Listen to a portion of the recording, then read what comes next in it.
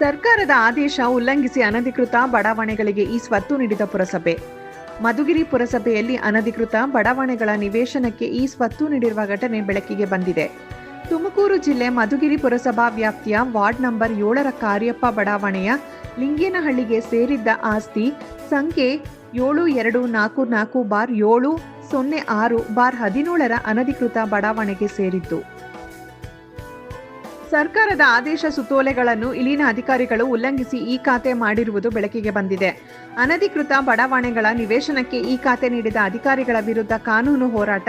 ಮಧುಗಿರಿ ಪುರಸಭೆಯ ಮುಖ್ಯ ಅಧಿಕಾರಿ ಸುರೇಶ್, ಕಂದಾಯ ಅಧಿಕಾರಿ ವಸಂತಕುಮಾರಿ, ಪ್ರಭಾರ ಕಂದಾಯ ನಿರೀಕ್ಷಕರಾದ ಡಿಎನ್ ಮಂಜುನಾಥ್ ಮತ್ತು ವಿಷಯ ನಿರ್ವಾಹಕರಾದ ದ್ವಿತೀಯ ದರ್ಜೆ ಸಹಾಯಕ ಎಲ್ವಿ ಜಗದೀಶ್ ಇವರುಗಳೇ ಪುರಸಭಾ ವ್ಯಾಪ್ತಿಯ ವಾರ್ಡ್ ನಂಬರ್ 7ರ ಕಾರ್ಯಪ್ಪ ಬಡಾವಣೆ ಲಿಂಗೇನಹಳ್ಳಿಗೆ ಸೇರಿದ ಅಕ್ರಮ ಬಡಾವಣೆಯ ನಿವೇಶನಕ್ಕೆ ಅನಧಿಕೃತವಾಗಿ ಈ ಸ್ವತ್ತು ಮಾಡಿದ ಅಧಿಕಾರಿಗಳು. ಇವರ ಈ ಕೆಲಸದಿಂದ ಸರ್ಕಾರದ ಬೊಕ್ಕಸಕ್ಕೆ ನಷ್ಟ ಉಂಟಾಗಿದೆ ಹಾಗೂ ಸರ್ಕಾರದ ಆದೇಶಗಳನ್ನು ಉಲ್ಲಂಘನೆ ಮಾಡಿದ್ದಾರೆ.